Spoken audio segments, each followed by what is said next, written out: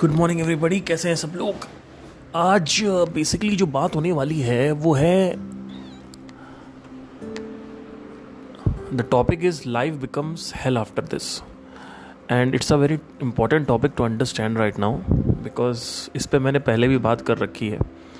But spirituality में घुसने के बाद जो नर्क आपको मिलता है, उस नर्क की हम थोड़ी सी आज व्याख्या करेंगे और कुछ सीखेंगे, समझने की कोशिश करेंगे, क्योंकि बहुत सारे लोग इस नर्क में आना चाहते हैं। तो उस नर्क में आने के लिए थोड़ा सा आपको जानना भी ज़रूरी है कि नर्क क्या है, राइट। चलिए, 6 साल पहले की बात है। सफरिंग जो थी वो इंटेंस थी मेरे अंदर। सफरिंग किस चीज़ की कि पेरेंटल सपोर्ट नहीं था, फिर लड़कियों के साथ काफ़ी रिलेशनशिप में गया। तो वहाँ पे जब मैं गया तो शुरू में लड़कियाँ सही नहीं मिली, फिर एक लड़की सही मिली, तो उसके साथ गया 1 साल, ऑलमोस्ट 1 साल वो सही रही मेरे साथ। बाद में वैसे उसने भी ब्रेकअप कर दिया, हो गया, लेकिन 1 साल में मुझे पता चल गया कि वो जो 1 साल में अच्छा टाइम था, उसमें भी पता चल गया कि इसमें कुछ मज़ा नहीं आ रहा है और चीज़ें सही नहीं है। साथ ही साथ I am a very passionate musician, तो उससे भी मुझे एहसास होता था कि ये चीज़ कुछ समझ नहीं आ रहा है इसमें। बिकॉज़ जब मैं म्यूज़िक करता था तो शुरू में अच्छा लगता था, फिर बाद में कभी कभी अच्छा लगता था। कभी कभी गाना सुनने में अच्छा लगता है, काम करने में अच्छा लगता है, पर कभी कभी ज़बरदस्ती करना पड़ता, तो हर समय उसमें मज़ा नहीं होता था। अगर कोई काम ऑन अ पर्टिकुलर डे में कोई धुन बना रहा हूँ, कोई गाना गा रहा हूँ, तो ऐसे में क्या होता था कि कभी कभी मेरे को मज़ा आता था, कभी कभी ऐसा लगता था कि बस मैं गा रहा हूँ और लाइफ एक खोखला है। लाइफ में गाना गाते वक्त तो ठीक लगता था, कभी कभी गाना गाते वक्त ख़राब लगता था, कभी कभी गाना गाते वक्त न्यूट्रल लगता था, कभी कभी गाना गाने का बिल्कुल मन नहीं करता था, कभी मन करता था, कभी बहुत ज़्यादा करता था, कभी बहुत प्लेजर मिलता था, कभी बहुत पेन मिलता था। Ultimately it was just like buying a laptop and playing game, and initially you love the game, but after 4-5 months you start getting bored of the same situation, because music is not your passion is not the solution for the happiness. Your girlfriend is not the solution for happiness. Your well-being or better health is also not just the solution for happiness. So मुझे ये एहसास हुआ 23-22 की उम्र में कि मेरे अंदर एक बहुत ज़्यादा बेचैनी और जो दर्द था, जिसको कह सकते हैं एक कष्ट या पीड़ित या सफरिंग कहना सही होगा, वो था। अब मुझे ऐसा लगता था कि ये बहुत सारे लोगों में होती है, मुझे ऐसा लगता था कि ये बहुत सारे लोगों में सामान्य होती है, मतलब जो मेरे अंदर फील हो रहा है वो सबके अंदर हो रहा है। पर जैसे जैसे मैं ऑब्जर्वेशन में गहरा होता गया, मुझे एक चीज़ एहसास हुई कि हर किसी को सेम इंटेंसिटी की लोनलीनेस नहीं हो रही है, हर किसी को सेम इंटेंसिटी का अकेलापन या जो है वो फील नहीं हो रहा है ना। मेरे ही अंदर ज़्यादा था। इसके कुछ रीज़न्स थे, उस रीज़न पे अभी नहीं आऊँगा, कंटेक्स्ट के बाहर हो जाएगा। तो जैसे जैसे साल बीतते गए मेरी जो समझ है वो गहरी होती गई, क्योंकि मेरा जो फोकस था वो हाइपर फोकस था। मतलब अभी आप समझ लीजिए कि मैं 7-8 साल हो गए ऑलमोस्ट, जहाँ पे मेरा कोई दोस्त नहीं है। जो भी दोस्त हैं वो 1-2 दिन के लिए आते हैं और चले जाते हैं, वो भी बहुत रेयर होता है कि मेरे पास कोई दोस्त आए। मैं दिल्ली में यहाँ पे मेरा जो घर है मैं यहाँ रहता हूँ, मेरा जो मेन घर है वो मैं कानपुर में रहता हूँ, मतलब मेरे जो घर वाले हैं वो कानपुर में हैं। वो भी कभी कभी आते हैं, कभी कभी नहीं आते, मतलब बहुत रेयर, मतलब 4-5 महीने में एक बार आते हैं, वो भी 3-4 दिन के लिए। उससे ज़्यादा मैं बर्दाश्त नहीं कर सकता किसी को। तो पिछले 7-8 साल से मेरी जो आदत लग गई है अकेले रहने की, तो ये एक हैबिट है, एक अकेलेपन में एक जो सुकून है, जो मज़ा है, वो शायद उसकी जो वैल्यू है, उसकी जो आप एक्सप्लोर कर पाते हो खुद को, इतनी सारी नई नई चीज़ें डिस्कवर कर पाते हो, माइंड के बारे में, बॉडी के बारे में, कॉन्शियसनेस के बारे में, अपने काम के बारे में। कोई डिस्टर्ब करने के लिए थॉट नहीं है आसपास। नहीं तो कोई होता है अगर, तो बड़बड़ करता रहता है, पॉलिटिक्स की बात, तो उसको भी झेलना पड़ता है। अब मेरे घर में ज़्यादातर सब लोग रील्स चलाते रहते हैं, तो अब पूरे टाइम रील स्वाइप अप करते रहते हैं। तो मुझे बिल्कुल पसंद नहीं है कि मेरे सामने बैठ कर कोई रील स्वाइप अप करे। क्योंकि एक के बाद एक जो म्यूज़िक है वो आता जा रहा है और वो जो वॉल्यूम है, साउंड है, वो आता जा रहा है, तो बहुत डिस्टर्बिंग होता है। तो मतलब मेरा इस लेवल पे इंटेंसिटी है, इस लेवल पे जो डिसीजन है वो रहने का है कि आप ये समझ लीजिए, अगर मुझे ये चूज़ किया जाए कि ज़बरदस्ती अगर मेरे को रुकना पड़े मेरे घर वालों के साथ या किसी के साथ भी, तो मेरा ये वचन है आप सबसे और सबसे है कि मैं 1% भी नहीं रुक सकता किसी के साथ। मेरे साथ प्रॉब्लम ये है कि मुझे मेरे विचारों को डिस्टर्ब करना पसंद नहीं है, कि मैं एनर्जी फील कर रहा हूँ या कोई विचार हो रहा है तो चल रहा है, कुछ अध्ययन हो रहा है तो बीच में आवाज़ आ रही, मोटर बंद कर दो, मोटर चला दो, तो वो मुझे पसंद नहीं है। तो मैं घर जाता हूँ, 3-4 दिन के लिए रुकता हूँ। तो ऑलमोस्ट 7-8 साल हो गए मेरे को ये। और अब मुझे पता है कि अब जब मेरी जो गर्लफ्रेंड है, अगर मेरी उससे शादी होती है तो उसमें भी शुरू में 3-4 महीने मुझे बहुत इनसिक्योरिटी होगी।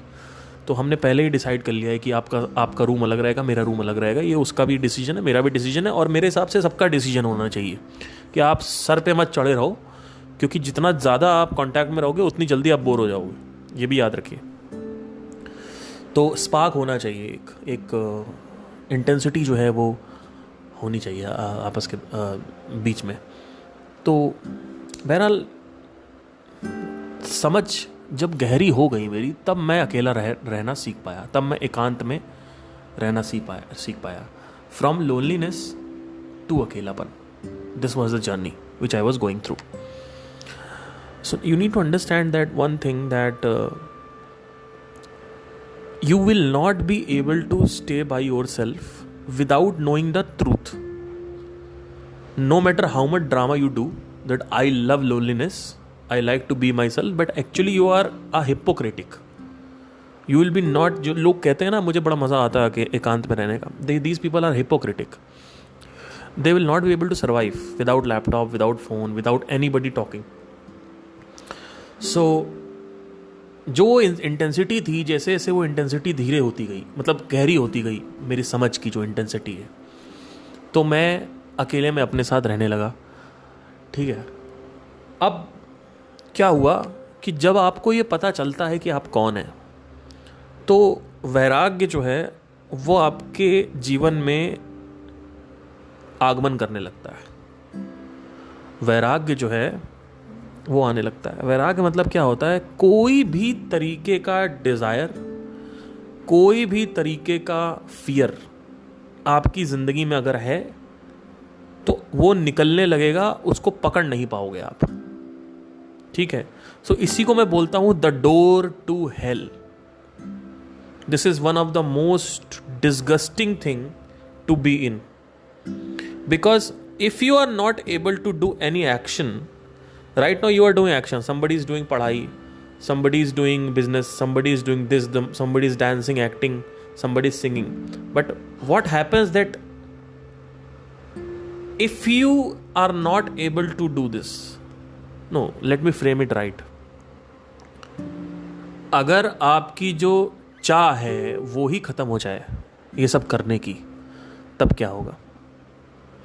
अच्छा, बहुत सारे लोग मेरे को सुन के ईमेल करते हैं कि हमारी भी चाह ख़त्म हो गई है, और 19-20 साल के हैं। इसीलिए मैंने बिल्कुल ये कर रखा है कि मैं 25 साल के नीचे किसी से बात नहीं करूँगा।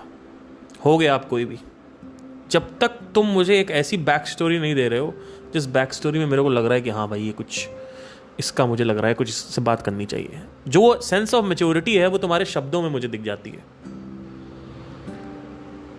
तो मैं बिल्कुल कर रखा है कि मैं 25 साल के नीचे किसी से बात नहीं कर, जब तक आपको लाइफ के थपेड़े ना पड़े, चांटे तमाचे हंटर ना पड़े लाइफ के, तब तक तुम इसमें ना आओ, क्योंकि तुम क्यूरियोसिटी या बर्निंग डिजायर से आ रहे हो।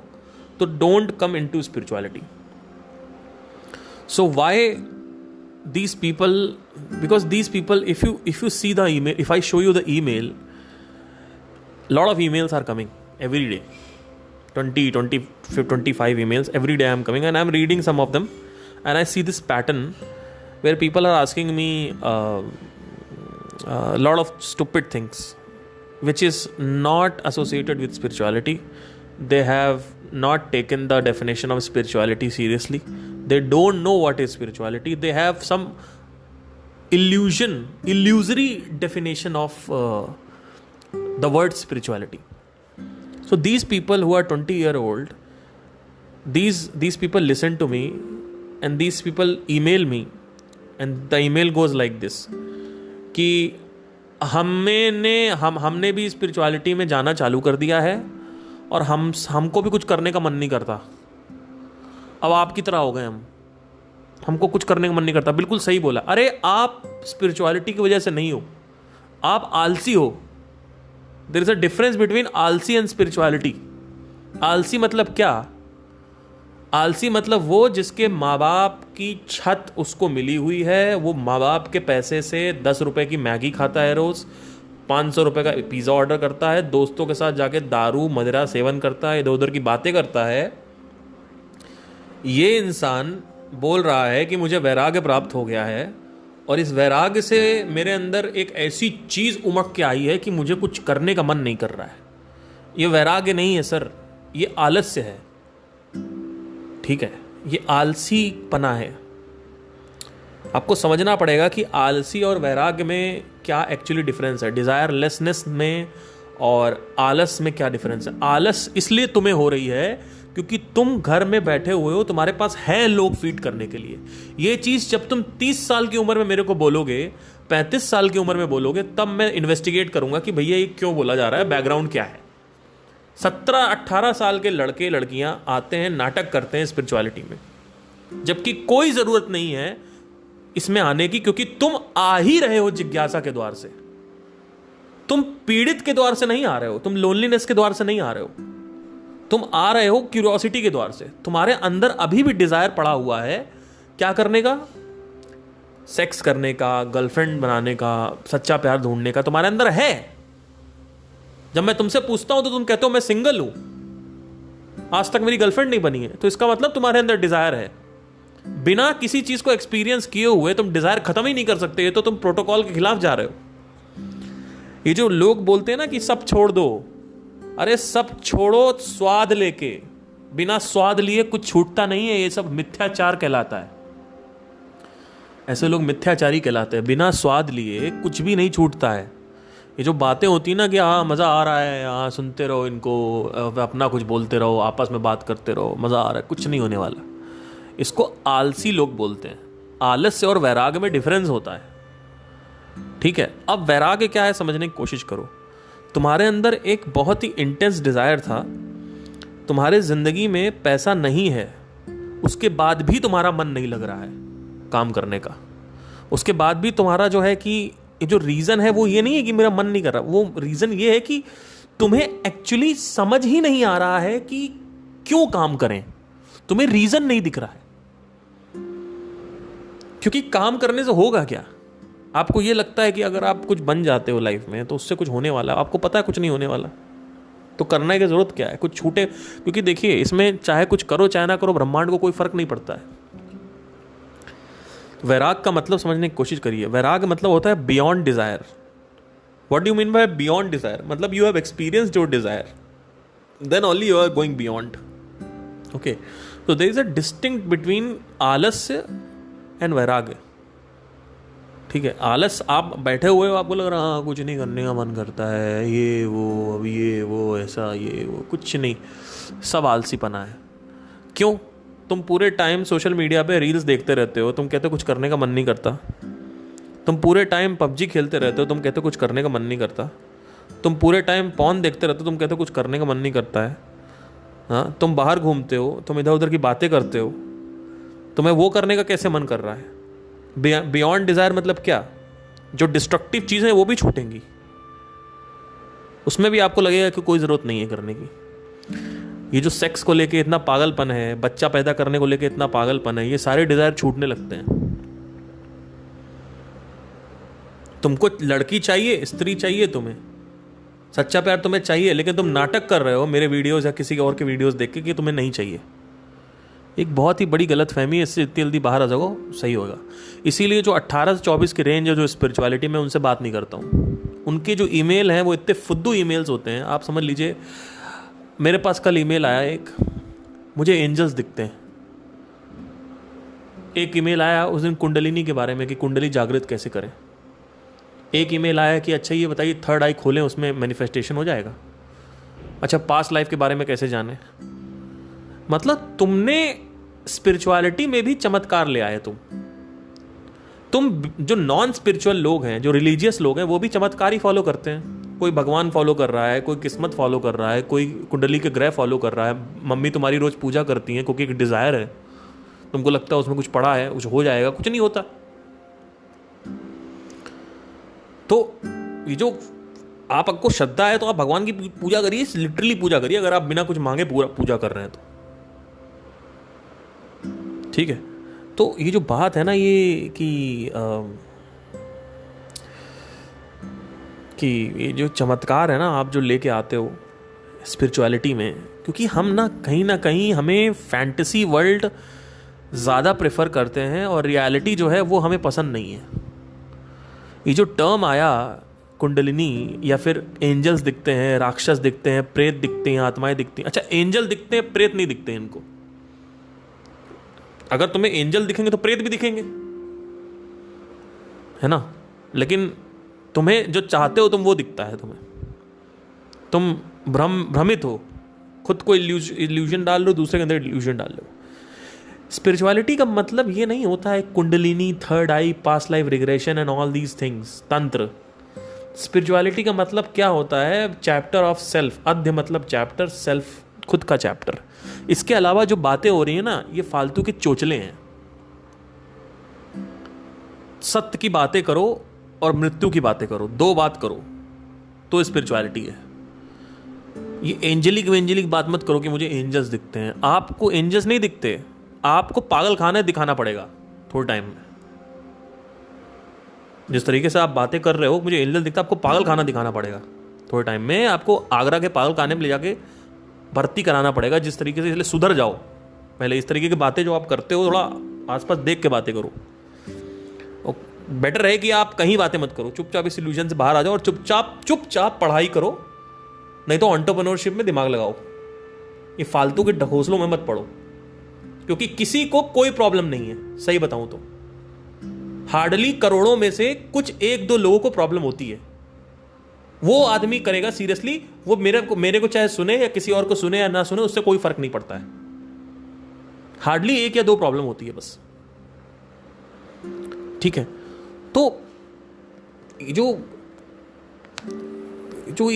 जो आने का ये जो सिलसिला है स्पिरिचुअलिटी में, यही गलत है। क्योंकि इसमें अगर आप एक बार एंटर कर गए और आपको समझ में आ गया गलती से, तो सब छूट जाएगा। आपके माँ बाप छूटेंगे, घर बार छूटेगा, सब छूटेगा। मेंटली सब कुछ छूट जाएगा। और मेंटली कुछ चीज़ें एक्चुअली में अगर सबसे आप खुल गए तो आप कैसे किसी चीज़ को रोक पाओगे अपनी ज़िंदगी में?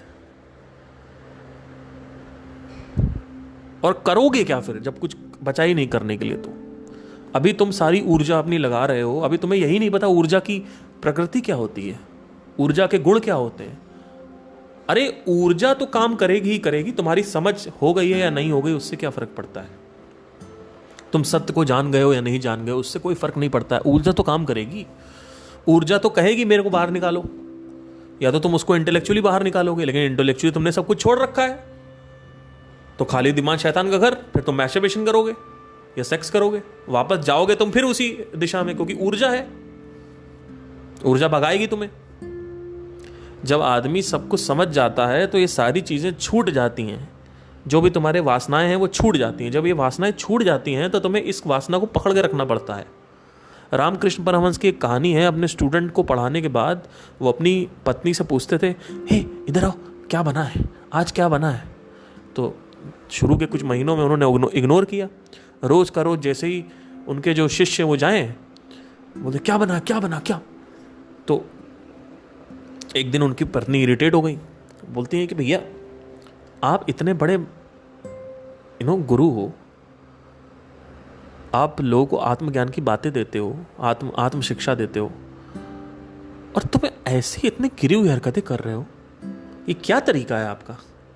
खाना क्या बना है? आप अपने आप को खाने से ही ऊपर नहीं उठा पा रहे हो? आपको अकल है या नहीं है? या फिर नाटक कर रहे हो बाहर बैठ के सबके साथ? तो उन्होंने जब ऐसे बोला तो उन्होंने एक बात बोली, उन्होंने कहा देखो, मुझे एक डिज़ायर को कॉन्शियसली पकड़ के रखना है। अगर मैंने ये डिज़ायर छोड़ा ना तो उसके 2 दिन में मैं बाहर निकल जाऊंगा शरीर से।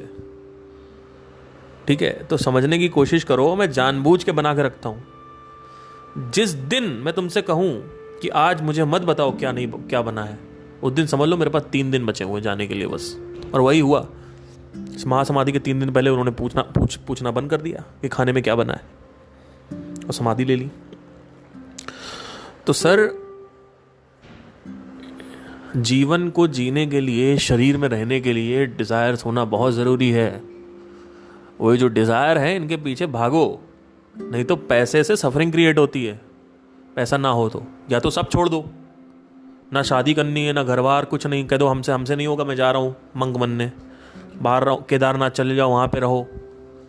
ठीक है, सब कुछ छोड़ दो, ना शादी करूँगी, ना बच्चा करूँगी, ना ये करूँगी, ना वो करूँगी, चले जाओ वहाँ रहो, अपना सेवा करो। वहाँ भी ऊर्जा तो छोड़ेगी नहीं तुम्हें, तो वहाँ भी अकेले में बैठ के निकालते रहना। पौन तो मिलेगी नहीं देखने के लिए, तो आप इमेजिन करके निकालो। ठीक है, तो प्रॉब्लम पता है क्या है लोगों की? प्रॉब्लम क्या है कि लोगों को ऊर्जा के बारे में कुछ नहीं पता कि एनर्जी कैसे काम करती है। एनर्जी का सिंपल रूल है, मेरे को निकालो। इसीलिए रेस्टलेसनेस है इतनी लोगों के अंदर। तो ये जो नर्क का दरवाजा है ना, इसमें आने से पहले 10 बार सोच लेना कि मैं आना चाहता भी हूं कि नहीं आना चाहता हूं। जब मैं संदीप महेश्वरी के सेशन में गया था लास्ट टाइम, जिसमें कुछ जो कभी आया नहीं आज तक वो सेशन, उसके कुछ पर्टिकुलर रीजन थे, मैं उसमें नहीं जाऊंगा। उन्होंने मेरे को एक बात बोली, हम लोग को सबको एक बात बोली थी, हम बैठे हुए थे। उन्होंने बोला था सब छूट जाएगा तुम। बिल्कुल सही बोला उन्होंने, कहा सब छूट जाएगा, एक चीज नहीं पकड़ पाओगे तुम। एक बार सत्य पता चल गया तुम्हें तो ना तुम अपनी बीवी पकड़ पाओगे ना बच्चा पकड़ पाओगे। ये जो कुछ भी है ना, वो इंटेलेक्चुअली जबरदस्ती करना पड़ता है। ठीक है, तो शायद इसी वजह से वो अब थोड़ा सा इसमें आ गए हैं, भौतिक जोन में आ गए हैं। नहीं तो पहले बहुत स्पिरिचुअलिटी की बातें करते थे। तो खैर, वो उन्होंने बोला बिल्कुल सही बोला, क्योंकि मैंने अपने जीवन में भी देखा है तो वो चीज़। और मुझे ये पता नहीं था कि 7-8 साल बाद क्या होने वाला है मेरी ज़िंदगी में। अब मेरे को जो प्रॉब्लम हो रही है तो मैं आपको बता रहा हूँ, मेरे को रोज़ इतनी प्रॉब्लम होती है, उसकी कोई हद नहीं है, बहुत प्रॉब्लम होती है। तो ये सारी चीज़ें जो है ना, ये छूट जाएंगी, सिर्फ सात्विक वासना रहेगी। फिर आखिरी में जब आप ज़्यादा मेडिटेशन में चले जाओगे तो सात्विक वासना भी ख़त्म हो जाती है, और आखिरी में जो डिज़ायर होता है वो होता है जीने का डिज़ायर, वो भी निकल जाता है। जब वो निकलता है तो फिर आप डिज़ोल्व हो जाते हो। तो अभी जो सवाल आता है कि महासमाधि कैसे लें, अरे भैया, तुम अपनी बच्चे नहीं छोड़ पा रहे हो, महासमाधि क्या लोगे तुम? निर्वाण को क्या प्राप्त होगे तुम? ठीक है, तो वासना रह जाती है मरने के बाद। यही वासना जब आदमी पैदा होता है दोबारा चालू हो जाती है। इस वासना को एक्सप्रेस करने के लिए आदमी आता है। यूनिवर्स क्या है? एक्सप्रेशन ही तो है। एक प्रोग्राम है, एक्सप्रेस हो रहा है। मैं सूर्य के चक्कर लगाऊंगी, ये प्रोग्राम है। रोक के दिखाओ, रोकोगे डिस्ट्रक्शन होगा, फिर क्रिएशन होगी, फिर सस्टेनेंस होगा, फिर चक्कर लगेगा। चक्कर तो लगना ही है, चाहे तुम डिस्ट्रक्ट कर दो सब कुछ। प्रलय आ गई, सौर मंडल खत्म हो गया, सोलर सिस्टम खत्म हो गया, उसके बाद दोबारा चालू होगा वही चीज। चक्कर लगेगा, ये डिजायर है यूनिवर्स का। Expression is the desire, it is expressing, everything is expressing itself. आप देखो क्या नहीं एक्सप्रेस कर रहा है अपने आप को। हर चीज तो एक प्रोग्राम है, वो एक्सप्रेस हो रहा है। क्या प्रोग्राम? अब देखो कुत्ते को, देखो कुत्ते का प्रोग्राम है, उसको चाटना है, इधर उधर सूंघना है, वो कर रहा है। अब उसको रोक के दिखाओ तुम, 2 ही तरीका है रोकने का, मार डालो उसको या फिर उसको बांध दो। बांधने के बाद भी वो सूंघना बंद नहीं करेगा, खुद ही मर जाएगा थोड़े टाइम बाद, फिर वापस आएगा, फिर कुत्ता ही करेगा। यही से होता रहता है। तो जो एक्सप्रेशन है, और आपका भी एक्सप्रेशन है, आपका भी एक पर्टिकुलर प्रोग्राम है, वो प्रोग्राम आप करते रहते हो। आपकी जो वासनाएं आप लेके आते हो, वो वासनाएं आप कंटिन्यूसली एक्सप्रेस करते रहते हो, बार बार वही एक ही चीज़। ठीक है, तो वो प्रोग्राम को हम सिर्फ मानव शरीर में रीराइट कर सकते हैं। नहीं तो गाय खाएगी, सुबह खाएगी, शाम को खाएगी, एक प्रोग्राम है, इतने इस टाइम रिप्रोडक्शन करना है, इतना चबाना है, इतना खाना है, इतना दूध देना है, इतना ये करना है, फिर मुझे ये करना है, फिर ये सोना है, फिर उधर जाके घास में बैठना है। ये सब कुछ एक एक्सप्रेशन है। It's a fucking habit. These people are just doing the habit. You need to understand that everybody has a program. That program is expressing itself. If you intrude in the program will destruct itself.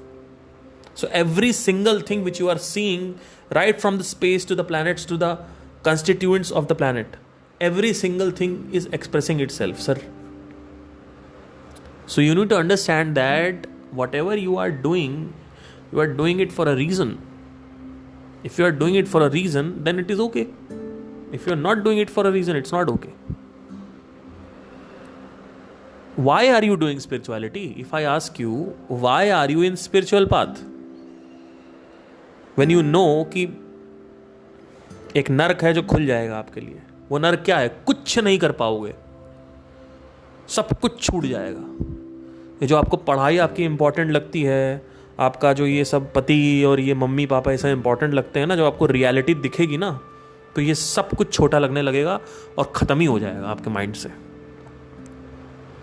लोग mummy papa माँ माँ माँ पापा पापा करते, उनको ये पता ही नहीं है कि कितने माँ पापा आए और कितने माँ पापा चले गए। उनको ये नहीं पता है। और अगर ठीक है उनको पुराना रिट्रीव भी ना कराएं मेमोरी, और वो ये बिलीव भी ना करें कि पिछला जन्म होता है, अगला जन्म होता है, ये सब ना भी करें, उनको सिर्फ ये दिखा दो कि तुम कौन हो। वो है ब्रह्मांड। अब वो जो ब्रह्मांड की विजन से जब तुम देखोगे तो तुम्हें क्या लगेगा? ये इंपॉर्टेंट है, ये जो दो लोग हैं, या ये सारे लोग इंपॉर्टेंट है, या पूरा प्लैनेट इंपॉर्टेंट है, या कुछ इंपॉर्टेंट नहीं है? सब छूटेगा सर। क्योंकि इतना बड़ा जब तुम्हारे अंदर आइडेंटिटी आ जाएगी, इतना बड़ा तुम्हारे अंदर समझ आ जाएगी, तो वो छोटी छोटी चीजें मायने नहीं रखती फिर। तो ये है door to hell. Now you have to choose whether you want to go into it और not. If you are going into it, you need to be aware about all these things, that what happens after you go into spirituality. You understand everything, you get sorted. Life के हर चीज़ को आप sort out कर लोगे, health को sort out कर लोगे, mind को sort out कर लोगे, हर एक चीज़ को समझने लगोगे, विचार समझने लगोगे, एनर्जी समझने लगोगे, मेमोरी समझने लगोगे, इमोशन समझने लगोगे, पैटर्न समझने लगोगे, सीखना आ जाएगा, बाहर से अंदर से सब जगह से सीखना आ जाएगा, लर्निंग कैसे होती है सब कुछ समझने के बाद आप देखोगे कुछ करने के लिए है ही नहीं। इसके बाद वो जो स्टेट है उसको नर्क का दरवाजा बोलते हैं। क्योंकि ना तुम्हें मम्मी पापा इंपॉर्टेंट लग रहे हैं, ना बच्चा इंपॉर्टेंट लग रहा है, ना बीवी इंपॉर्टेंट लग रही है। आप सिर्फ नाटक कर रहे हो, यू आर जस्ट डूइंग नाटक। And if you want to do something, you want to earn money, you want to earn a living, you have to have something. पैसा ऐसा थोड़ी आएगा, पर पैसा कमाने में मन कहाँ लग रहा है? मन तो कहीं और है, तो पैसा कैसे आएगा? आपको पैसा भी कमाना है, भौतिक में भी रहना है, भौतिक की सुविधाएं भी करनी है, और फिर भौतिक में करना भी नहीं है कुछ। आपको बिजनेस भी नहीं करना, एंटरप्रेन्योरशिप भी नहीं करनी, क्योंकि आपको लगता है कि सब बेकार है। पढ़ाई भी नहीं करनी, आपको लगता है सब बेकार है। पैसा लेकिन आपको चाहिए, क्यों? क्योंकि आपको भौतिक में रहना है, छोड़ना आपको है नहीं। तो पैसा अगर तुम्हें चाहिए सर, अच्छा खासा पैसा चाहिए, तो काम भी करना पड़ेगा। काम करने मन नहीं लग रहा, पहले रखता था, पहले तो वासना अच्छी थी तो कर लेते थे, अब तो कर ही नहीं पा रहे, सब छूट गया, बर्बाद हो गए। तो ये जो डोर टू हेल है ना, ये समझने की बहुत ज़रूरत है। आई होप आपको क्लियर हुआ हो कि what is the door to hell, how would you get out of it, and this is on your decision that what you want to do. I am just trying to be a person जो आपको aware करे, और बाकी सब बढ़िया, कोई tension नहीं है। टेक केयर, फिर मिलेंगे नेक्स्ट टाइम।